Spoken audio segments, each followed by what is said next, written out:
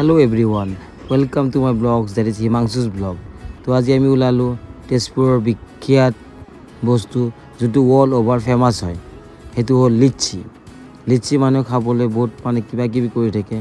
আজি লিচিটো খাই আছোঁ বহুত, বাট লিচিটো হয় ক'ত? তো আমি ওলালোঁ, আমি বা ভাগিন ওলাইছোঁ এটা খাবলৈ নহয়, চাবলৈ গৈছোঁ।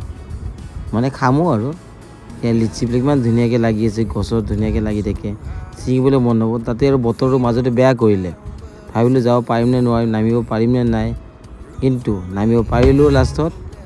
সেয়া লিচিৰ গছৰ বাগানত সোমাই গ'লোঁ আৰু কিমান ধুনীয়া ধুনীয়া লিচু লাগি আছে, ছিঙিলে আৰু খালেই হ'ল। তাত চুবলৈ নিদিয়ে বাৰু, সেনেকৈ মনে মনে খাব পাৰি, আৰু কোনোবাই পাৰি থাকিলে খুজিলে দি দিয়ে বা কেতিয়াবা নিজেও দি দিয়ে। ইমান ধুনীয়া লিচি, বা সঁচাকৈ ভাল লাগে। মানুহ লগাইছে লিচি পাৰিবলৈ, বেছিভাগ ল'ৰাবিলাকে ছিঙি যায়, আধা পকেটত ভৰাই আৰু খাইহে। এয়া পাৰা হৈ গ'ল, ধুনীয়া ধুনীয়া লিচি দেখিছে, ইমান মজা লাগিছে। বা সেয়া কেইটামান লৈ যাম এতিয়া আমি।